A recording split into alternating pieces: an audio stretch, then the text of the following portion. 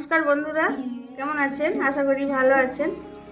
আজকে কুমড়ো ডাঁটা দিয়ে চচ্চড়ি বানাবো মাছ দিয়ে।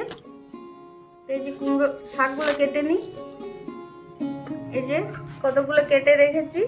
এটাতে কয়েকটা কপি ডাঁটাও দিয়ে দিয়েছি মিশিয়ে, একটু বাড়বে। আর এই শীতে চচ্চড়ি খেতে দারুণ লাগে বন্ধুরা, সর্ষে দিয়ে বানাবো খেতে, নতুন নতুন খাবার দেখবেন আপনারাও বানাবেন। আমি বানাই দেখাবো আপনাদেরকে, দেখবেন পুরো ভিডিওটা দেখবেন। এদিকে পরিষ্কার করে ধুয়ে নিয়েছি বন্ধুরা, একটু সিদ্ধ করে নেবো। কড়াই বসিয়ে দিয়েছি,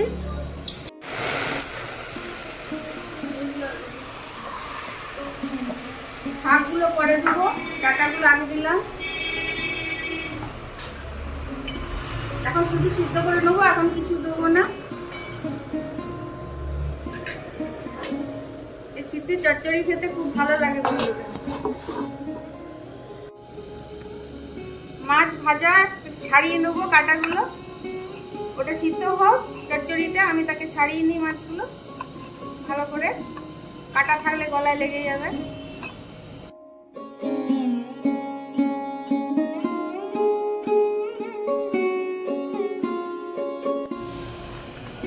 সব পরিষ্কার করে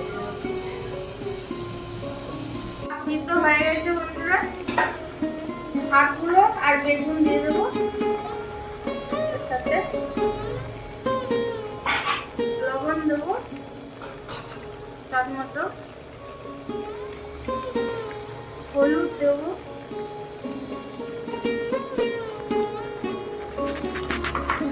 এতে সরষের জলটা দিয়ে দেবো।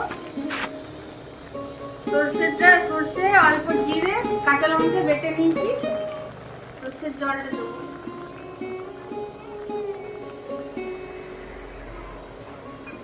আর একটু সিদ্ধ করে নেবো।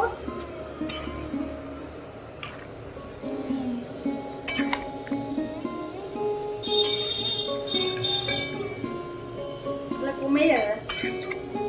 সিদ্ধ হয়ে গেছে, এই দেখুন আলু ডাঁটা সব একসাথে সিদ্ধ হয়ে গেছে। নামিয়ে নেবো।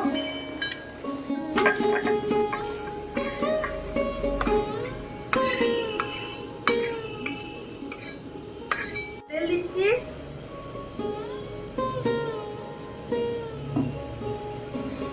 পাঁচফোড়ন, এটা মাছ দিচ্ছি, এই জন্য বড়ি দিচ্ছি না। কেউ বড়ি দিয়েও করতে পারেন চচ্চড়ি, ভালো হয়। আমি মাছ দিয়ে করবো।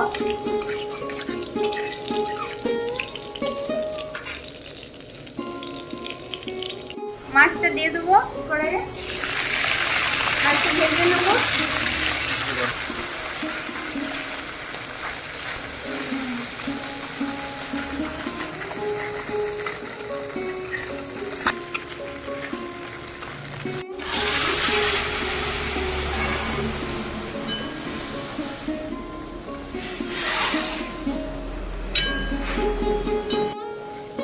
একটু স্বাদ মতো চিনি দিলাম, টেস্ট হবে।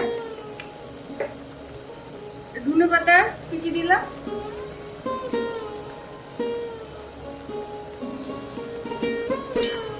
একটু নাড়িয়ে নিই।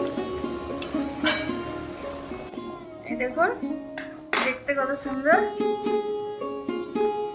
আপনারাও বানাবেন, খাবেন, দেখবেন। একটু নিয়ে দেখি কেমন লাগছে খেতে। গরম গরমটা ভালো লাগে খেতে বন্ধুরা, যে কোনো জিনিস গরম খেতে। আমি খুব গরম করি, আমি খেতে থাকি বন্ধুরা। আপনার যদি ভালো লেগে থাকে সাবস্ক্রাইব, লাইক, শেয়ার, কমেন্ট করবেন। ভালো থাকবেন, সুস্থ থাকবেন। আজকের জন্য এইটুকু।